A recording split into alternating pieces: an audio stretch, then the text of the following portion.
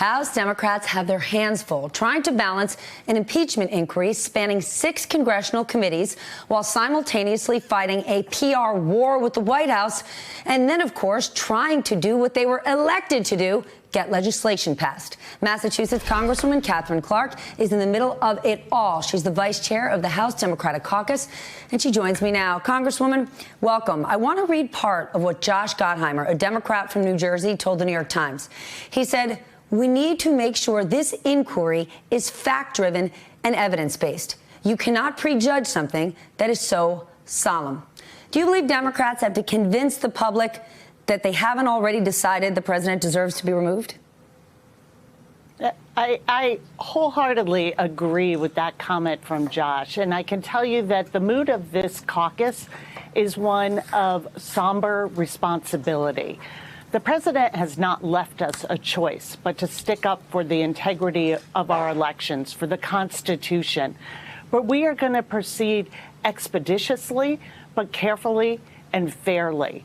But I can tell you, the American people, when I was traveling the country for the midterm elections, whether I was in Texas or Illinois, out in Wyoming or California, people understand when there is corruption in our government, their interests are not the priority.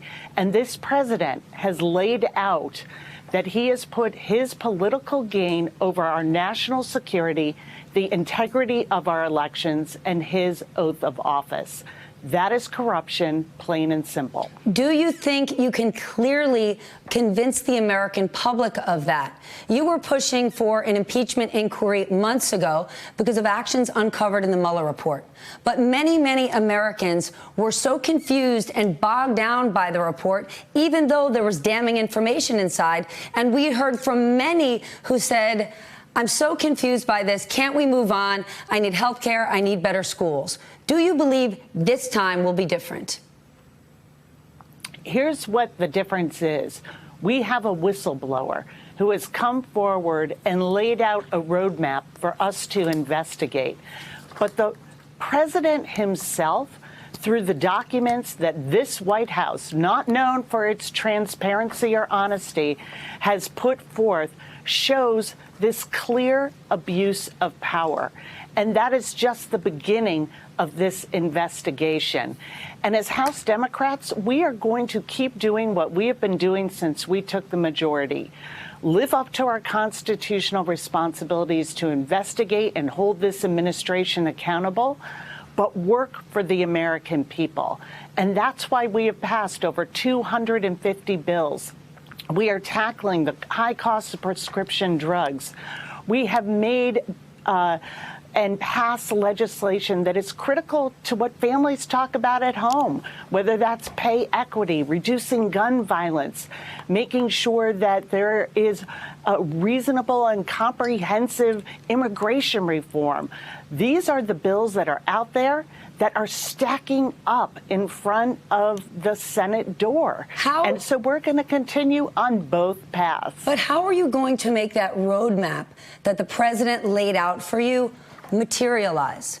When we think back, Hope Hicks didn't participate. Don McGahn didn't participate. Don McGahn's chief of staff didn't participate. And Corey Lewandowski certainly didn't.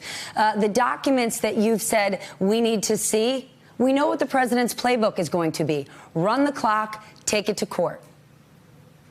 The difference here, Stephanie, is that we have opened a formal impeachment inquiry. The obstruction and the stonewalling that we have seen at an unprecedented level that has prevented us from bringing witnesses, getting the documents we need to see to conduct our constitutionally required oversight responsibilities is very different when we are in an impeachment inquiry.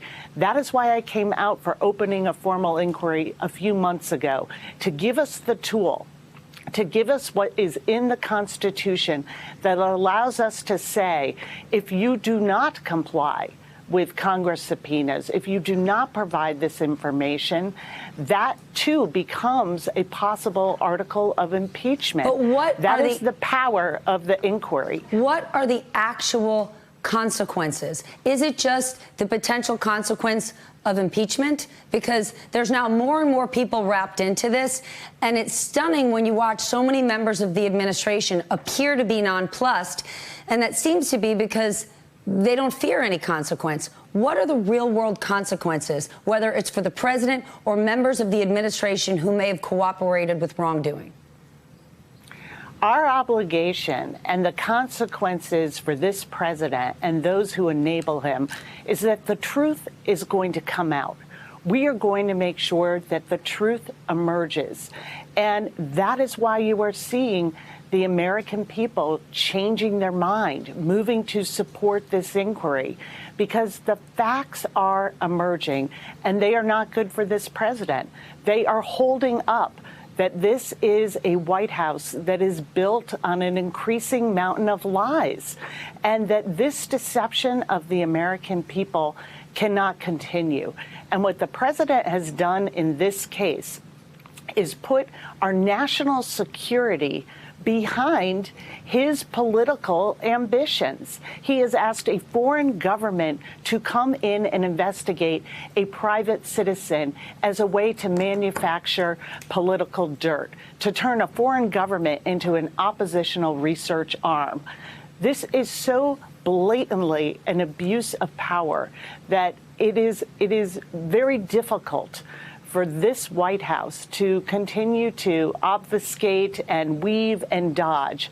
The facts are going to be there in front of the American people, and the truth is what is going to hold this administration accountable.